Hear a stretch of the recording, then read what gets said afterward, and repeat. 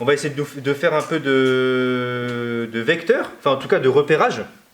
Donc je vois quelques notions là que vous avez vues. Donc je vais déjà venir un peu rapidement sur les notions de base là qui sont les repères et un repère orthogonal orthonormé. D'accord? On va déjà parler de ça rapidement. Donc un repère, enfin, souvent vous quand vous pensez à un repère, vous pensez à ça. C'est à peu près ça en fait, il faut avoir en tête. C'est ça. Oula. On va essayer de faire des vecteurs qui restent dans le plan. Donc on a un vecteur I ici et un vecteur J ici. I et J. Voilà. Et ces vecteurs, alors la plupart du temps, il ne faut pas trop s'inquiéter, la plupart du temps, on va prendre des repères qui sont dits orthonormés. Ortho, ça veut juste dire droit. Pensez par exemple quand vous faites de l'orthodontie, si on remet vos dents droites, la religion orthodoxe et la religion des gens droits, des trucs comme ça. D'accord? C'est vraiment, le mot ortho veut dire droit, quoi. Donc ortho, ça veut dire droit, donc ça veut dire que là, on a un angle droit. Et normé, ça veut dire qu'ils ont la même norme, et ils sont de norme 1. D'accord? C'est le truc le plus simple. Donc ça veut dire que ici, la longueur qui est là, elle vaut 1, et la longueur qui est là, elle vaut 1. C'est ça un repère orthonormé. D'accord? Un repère orthonormé, et ça va nous servir pour trouver des coordonnées. Ok? Donc par exemple, ici, si j'ai un point là, c'est quoi les coordonnées de ce point? 1, 1. Ouais, 1, 1, exactement. Vous voyez que voilà à quoi sert en fait un repère, pour faire simple. C'est pour pouvoir placer des points et placer du coup des vecteurs. D'accord? C'est un peu l'objectif. Et là par exemple, je vais essayer de faire un truc à peu près... Ouais. Donc, je vais essayer de prendre la même longueur partout. C'est pas garanti que je fasse un truc beau encore une fois. Hop. Donc 2 ici, là j'ai 3, là j'ai 1, pardon, là j'ai 2, excusez-moi. Là j'ai 3, là j'ai 4. Ok? Donc je prends un autre point, je vais prendre un autre point ici. Les coordonnées de ce point-là, du coup, c'est quoi? Je le trace volontairement comme ça pour qu'on le voit bien. Donc là, je vais enlever les coordonnées 1, 1, je vais les écrire ailleurs pour ne pas encombrer mon tableau. Donc A, il a pour coordonnées 1, 1. Et là, je vais prendre un point B. Et c'est quoi les coordonnées du point B ici? 3, 2. Pas 2, 3, attention. Hein. Abscisse en premier, ordonnée ensuite. Ok? On met les abscisses en premier, ordonnée ensuite. 3, 2. Séparez bien d'un point virgule, s'il vous plaît. C'est important. Parce que si par exemple, je vous avais donné le point C de coordonnées et que vous ne séparez pas avec des points virgules, bah c'est un peu embêtant ça. Parce que du coup, moi je ne sais pas si vous voulez placer le point 3, je vais même faire ça, tiens. Je ne sais pas si vous voulez placer le point 8,37 ou le point 8,3,7. Et c'est pour ça que c'est important de mettre des points virgules. Si vous vouliez passer le point 8,37, ben, il faut bien me préciser ça. C'est important de mettre vraiment des points virgules. C'est vraiment pour ce genre de choses, quoi. Donc faites attention, n'oubliez pas de mettre des points virgules. Ça peut paraître quelque chose d'embêtant, mais c'est vraiment une question de lisibilité, quoi. Donc on a ça. Bon, ça c'est pour... Alors, bien sûr, on a des repères qui sont orthonormés, on a des repères qui sont orthogonaux, parfois. D'accord? Les repères orthogonaux, c'est juste qu'ils sont ortho, ils sont droits, mais la norme qui est là n'est pas forcément la même que celle-là. Ça veut dire que là, par exemple, ici, 3 carreaux, ça pourrait être 1, ici. C'est-à-dire que votre vecteur I va faire tout ça. Ok? C'est des repères un peu bizarres, mais des fois, ça peut être utile pour certaines études d'en avoir. Et des fois, on a des repères qui sont... Oui? Juste, du coup, le B, il est orthogonal. Du coup, quoi? Le B, il est orthogonal, du coup. Le B, il est orthogonal. Ça veut dire quoi, un point orthogonal? Enfin, non, mais le repère. Le repère est orthonormé, là, carrément. Non, je parle du B. Du vecteur? Pour moi, B, là, c'est juste un point. Oui, je sais, je parlais du point B. Ben, le point B, il n'a pas de propriété en lui-même, quoi. C'est les vecteurs qui ont des propriétés d'orthogonalité ou autre, quoi, ou de collinéarité, on verra plus tard. Mais là, ils ont pas de propriété. Ils ont juste, c'est juste des points. Ouais. Est-ce que vous pouvez leur expliquer c'est quoi orthonormé dans les points? Enfin, Là, pour l'instant, les points sont pas orthonormés. Hein. Ça existe, ça veut rien dire un point orthonormé. La seule chose qui est orthonormée ou orthogonale, c'est les repères. D'accord? Enfin, pour l'instant, à votre niveau là, c'est les repères. Ok? Les repères, ils sont soit orthonormés, ça veut dire que comme ici, ça veut dire que c'est ortho, c'est-à-dire que c'est droit, et la longueur qui est là est égale à la même qui est là. D'accord? Donc c'est normé, c'est-à-dire qu'ils ont la même norme. Ok? La même longueur. Une norme, c'est une longueur. Et ils peuvent être seulement orthogonaux, les repères, ou un repère orthogonal, si la longueur qui est là, par exemple, n'est pas la même que celle-là. Ça peut arriver. Okay, on peut avoir des repères où en abscisse, 5 carreaux, ça pourrait être 1, tandis qu'en ordonnée, 1 carreau, ça pourrait être 1. Ça dépend. On impose l'unité, en fait. Okay, et attention, on peut avoir des repères, mais alors là, c'est très particulier, on ne l'utilise pas souvent, très franchement. On peut avoir des repères qui sont ni l'un ni l'autre. Donc moi, j'appelle ça des repères dégueulasses, tout simplement. Ça, c'est un repère pas très beau, par exemple.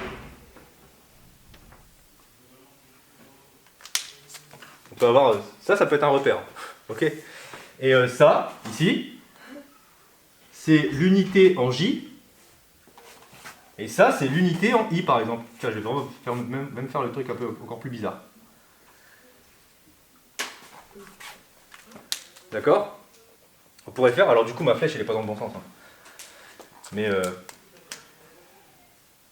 voilà. Ça, c'est un repère. Alors, il n'est pas beau du tout. Hein, parce que, par exemple, si vous voulez le point 1, 1, le point 1, 1, il n'est pas là. Hein. Il est ici, le point 1, 1. Le coordonné de ces points-là, là, du point A, c'est 1, 1 ici.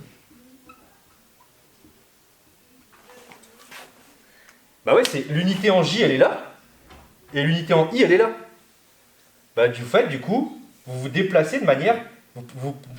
si vous voulez avoir votre point 1, 1, bah vous avancez de 1 ici et vous vous déplacez parallèlement par rapport à cet axe-là.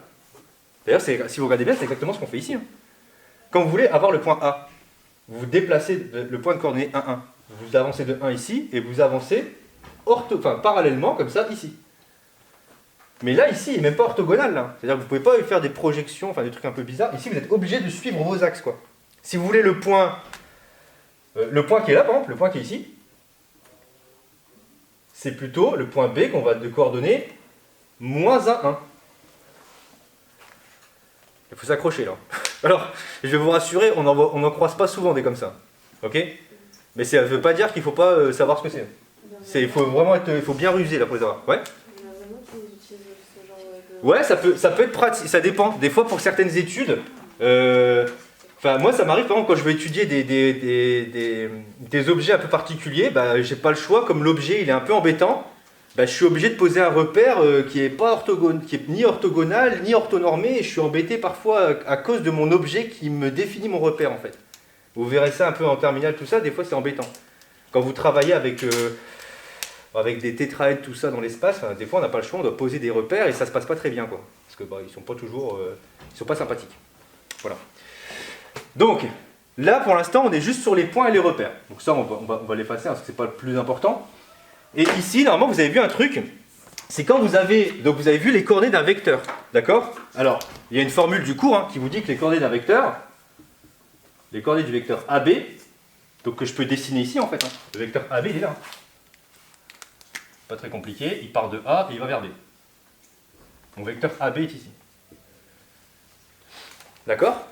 Les coordonnées du vecteur AB, d'après la formule, c'est XB moins XA sur YB moins YA.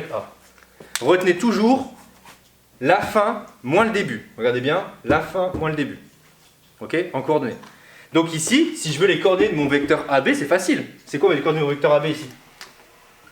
Si j'applique la formule. C'est quoi XB? C'est ça. XB, c'est l'abscisse de B. Donc XB, c'est 3, moins XA 1, YB 2, moins 1. Ça va? J'ai juste appliqué la formule. Ouais? Si vous buguez, il faut le dire. Non? Ok. Donc ça fait 2, 1. Donc les coordonnées du vecteur AB, c'est 2, 1. Et alors là, quand vous trouvez ça, il faut vous poser des questions quand même.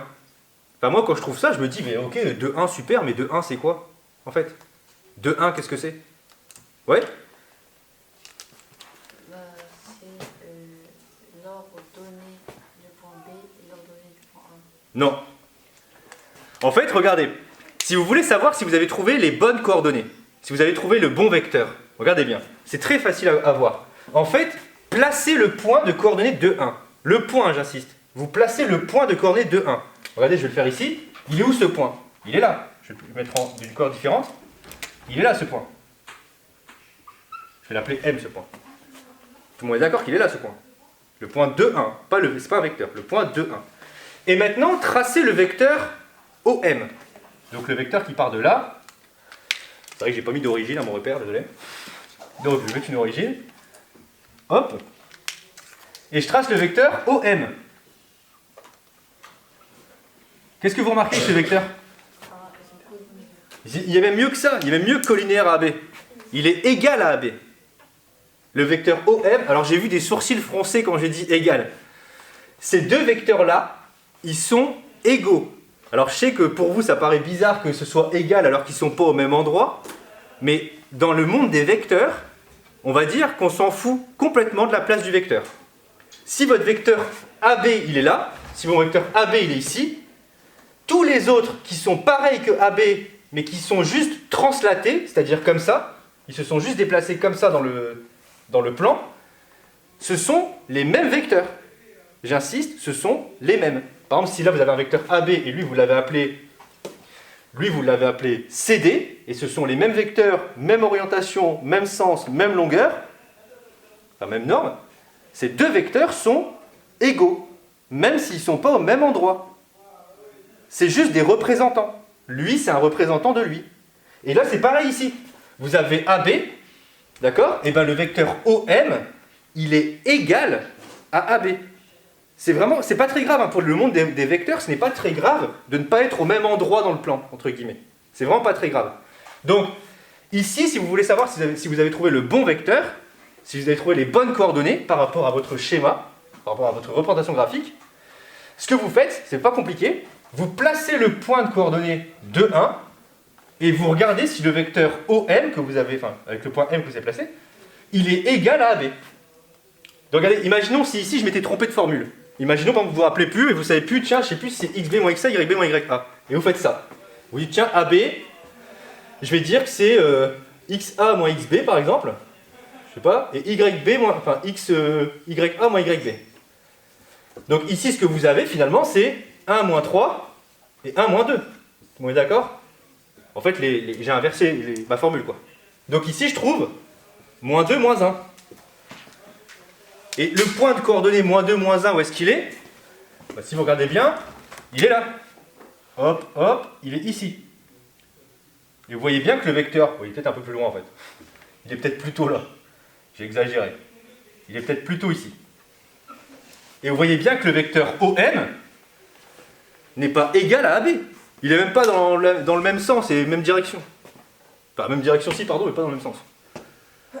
D'accord? Il y a la même direction. Hein. C'est la direction, elle est comme ça, mais c'est pas le même sens. Il y en a un qui va dans ce sens-là et qui va dans ce sens-là. Donc les vecteurs ne sont pas égaux. Donc vous êtes planté dans votre formule. Ça vous permet de vérifier ça, que votre vecteur est bon. Et d'ailleurs, c'est ça, hein, les coordonnées du vecteur. Quand vous trouvez les coordonnées d'un vecteur, en fait, c'est les coordonnées du point M, entre guillemets. Et quand vous tracez le vecteur OM, ça doit être égal à AB.